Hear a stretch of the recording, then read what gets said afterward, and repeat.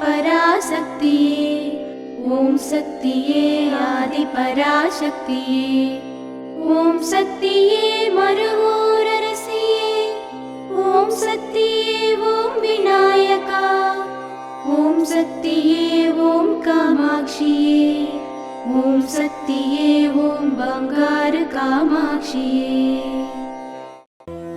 ಓಂ ಶಕ್ತಿಯೇ ಬಂಗಾರ ಅಡಿಗಳೇ ಓಂ, ಓಂ ಶಕ್ತಿಯೇ ಬಂಗಾರ ಅಡಿಗಳೇ ಓಂ, ಓಂ ಶಕ್ತಿಯೇ ಬಂಗಾರ ಅಡಿಗಳೇ ಓಂ, ಓಂ ಓಂ ಓಂ.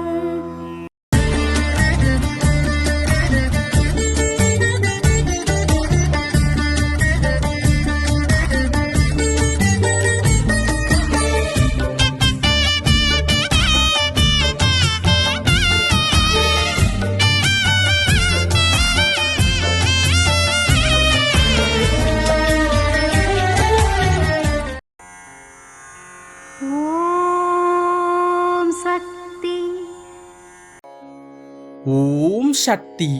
ಏನೋ ಆಧ್ಯಾತ್ಮಿಕ ಎಂದು ಅಮ್ಮ ಹೇಳುತ್ತಾಳೆ, ಏನೋ ನಾವೆಲ್ಲರೂ ಮಿನ್ನುಂಪುವಿಕೆಲ್ಲಾಂ ಎಂದು ಹಾಡುತ್ತೇವೆ.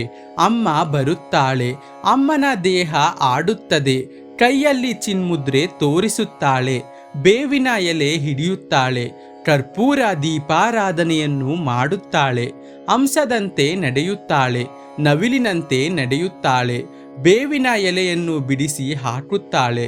ಅಮ್ಮ ಕುಳಿತುಕೊಂಡು ಏನನ್ನಾದರೂ ಬರುವಂತೆ ಮಾಡಿಕೊಳ್ಳಬಾರದಾ ಎಂದೆಲ್ಲ ನೀವು ನೆನೆಯಬಹುದು. ಯಾವ ಒಂದು ಅಣುವು ಸಹ ಚಲಿಸಿದರೆ ಮಾತ್ರವೇ ಫಲ ಉಂಟು, ಆ ಚಲನ ಇಲ್ಲದಿದ್ದರೆ ವಿನಾಶ ಮಾತ್ರವೇ ಉಂಟಾಗುತ್ತದೆ. ಚಿಕ್ಕದಾದ ಅಣುವಿಗೆ ಒಂದು ಚಲನ ಅವಶ್ಯಕವಾಗುವಾಗ ಆ ಚಲನವು ಆತ್ಮಕ್ಕೂ ಸೇರಬೇಕು. ಚಲನದಿಂದ ಮಾತ್ರವೇ ಸೃಷ್ಟಿ, ಚಲನವಿಲ್ಲದಿದ್ದರೆ ವಿನಾಶ. ಇದು ಅಮ್ಮನವರ ದೈವವಾಣಿ. ಓಂ ಶಕ್ತಿ.